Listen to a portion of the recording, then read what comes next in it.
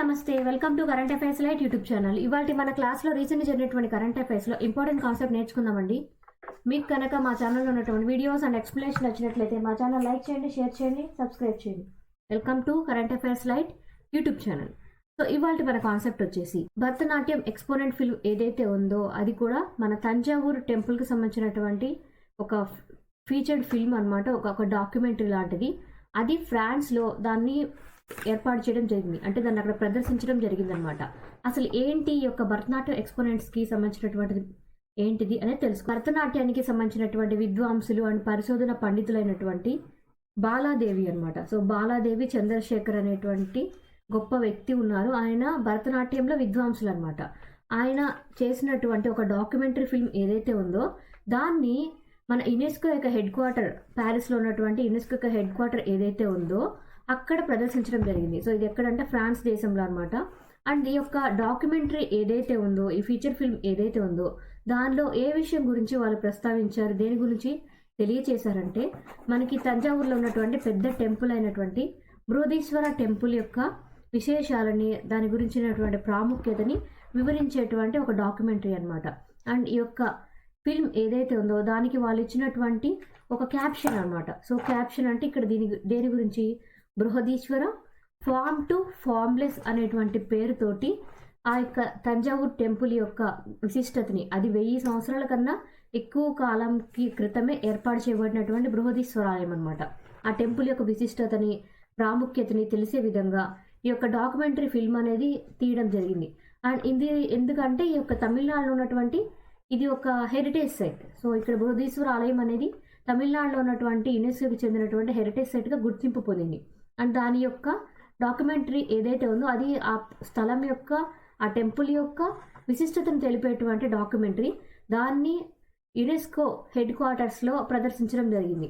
And మన యునెస్కోకి మన దేశం నుంచి ఉన్నటువంటి పర్మనెంట్ డెలిగేట్ అనమాట, అంటే అధికారి ఎవరు ఉన్నారు యునెస్కోకి మన దేశం నుంచి ప్రాతినిధ్యం వహించే వ్యక్తి అంటే విశాల్ వి శర్మ గారు దీనికి ప్రాతినిధ్యం అనేది వహిస్తూ ఉన్నారనమాట.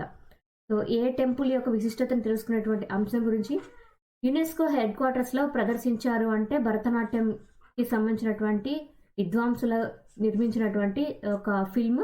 ఎవరు అంటే బాలాదేవి చంద్రశేఖర్ గారు నిర్మించినటువంటి డాక్యుమెంటరీ ఫిల్మ్ ఏదైతే ఉందో దాన్ని యునెస్కో హెడ్ క్వార్టర్స్లో ప్రదర్శించారు.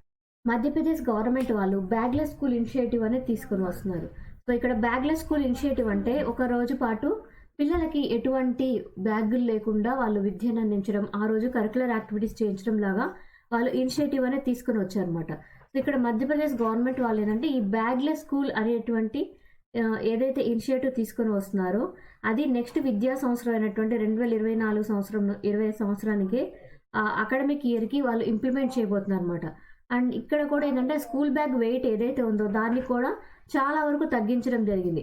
అండ్ ఎంతవరకు అంటే 1-2 క్లాసులకేమో ఒక 2 కేజీ లోపల, 3rd నుంచి 5th క్లాస్ వరకు అయితే 2.5 కేజీలు, అండ్ 6 నుంచి 7వ తరగతి వరకు అయితే 3 కేజీల లోపల, 8th క్లాస్కి 4 కేజెస్ లోపల, అండ్ 9th అండ్ 10th క్లాసెస్కి 4 కేజెస్ వెయిట్, అంటే ఒక మినిమం ఒక 5 కేజీల బరువు లోపల మాత్రమే పుస్తకాల బరువు ఉండే విధంగా వాళ్ళు చర్యలు తీసుకోబోతున్నారు. అండ్ ఇలా బ్యాగ్లెస్ ఇనిషియేటివ్ అనేది తీసుకొని రావడం వల్ల విద్యార్థుల మీద స్ట్రెస్ అనేది తగ్గిపోతుంది, అంటే వాళ్ళ శరీరానికి కలిగేటువంటి ఒత్తిడి తగ్గిపోతుంది. అండ్ పాఠ్యపుస్తకాలు అనేవి కూడా కొంతవరకు తగ్గించడానికి ట్రై చేస్తున్నారు. అప్పుడు వాళ్ళకి మానసికంగా వాళ్ళ మీద పడేటువంటి ఒత్తిడి కూడా తగ్గిపోతుంది.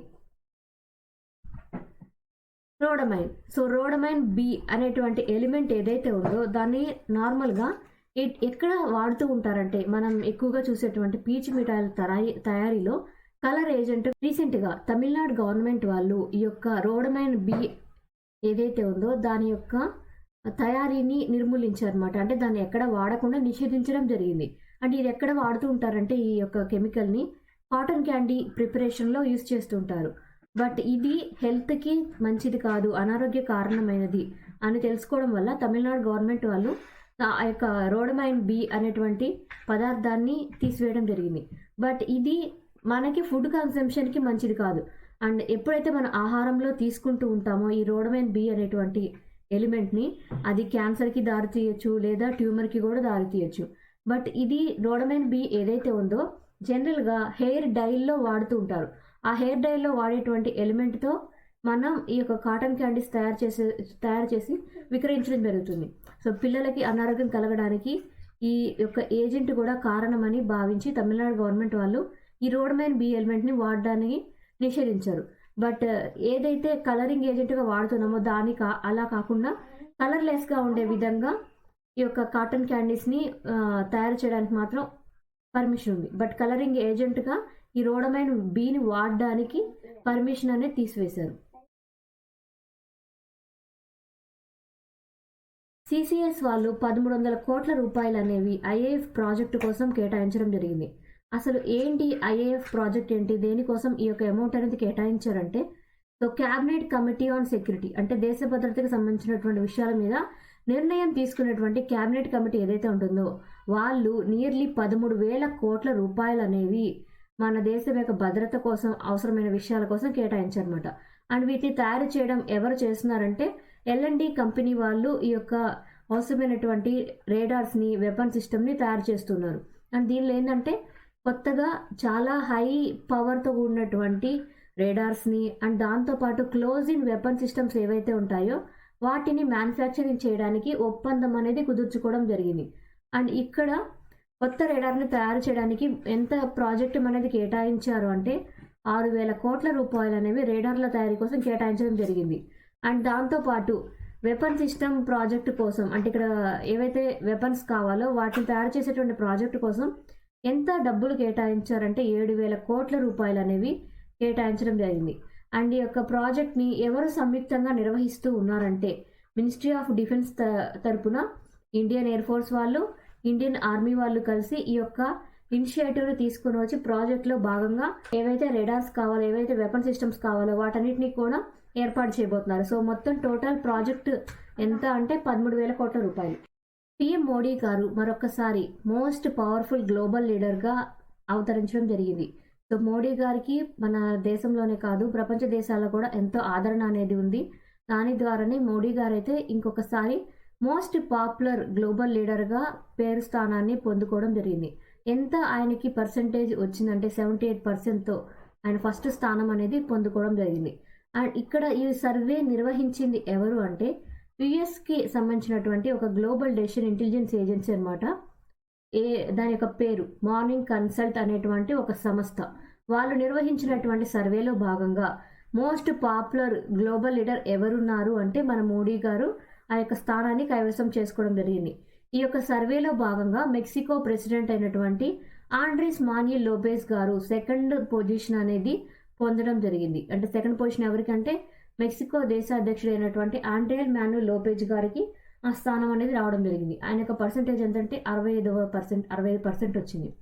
అండ్ దాంతోపాటు థర్డ్ పొజిషన్ ఎవరికి వచ్చిందంటే అర్జెంటీనా ప్రెసిడెంట్ అయినటువంటి జేవియర్ మిలై గారికి ఈ యొక్క థర్డ్ పొజిషన్ అనేది రావడం జరిగింది. అండ్ మనకి తెలిసినటువంటి ప్రెసిడెంట్ జో బైడెన్ గారికి ఎన్నో స్థానం కల్పించబడిందంటే 11వ స్థానం అనమాట. సో మోడీ గారు అయితే ఫస్ట్ పొజిషన్, సెకండ్ పొజిషన్ వచ్చేసి Mexico president Andrews Manuel Lopez, third position Argentina president అయినటువంటి జేవియర్ మిలై గారు అండ్ 11th పొజిషన్లో జో బిడెన్ గారు. 8th ఏషియా ఎకనామిక్ డైలాగ్ అనేది నిర్వహించడం జరిగింది. ఎక్కడ జరిగింది ఈ యొక్క మీటింగ్ అనేది, ఎక్కడ జరిగింది అంటే పూణేలో జరిగింది అనమాట. సో అండ్ ఇక్కడ ఏంటంటే చాలా దేశాలకు చెందినటువంటి ఎకనామిక్ లీడర్స్ అండ్ ఎవరైతే వ్యాపారవేత్తలు ఉంటారో వాళ్ళందరూ కూడా ఈ యొక్క కాన్ఫరెన్స్లో పాల్గొనడం జరిగింది, పూణేలో జరిగినటువంటి ఈ కాన్ఫరెన్స్లో. అండ్ ఇక్కడ ఇంటర్నేషనల్ సెంటర్ అయినటువంటి పూణేలో జరిగినటువంటి మీటింగ్ ఏదైతే ఉందో అది ఫిబ్రవరి 9 నుంచి మార్చి 2 వరకు కూడా ఈ యొక్క మీటింగ్స్ అనేవి జరుగుతాయి.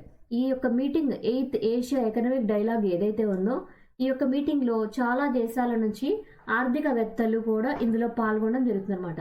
అండ్ ఈ యొక్క మీటింగ్ జరగడానికి ఒక థీమ్ అనేది తీసుకుని వచ్చారు. సో థీమ్లో భాగంగా మనకి ఇంపార్టెంట్ ఏంటంటే geo economic challenges in era of flex.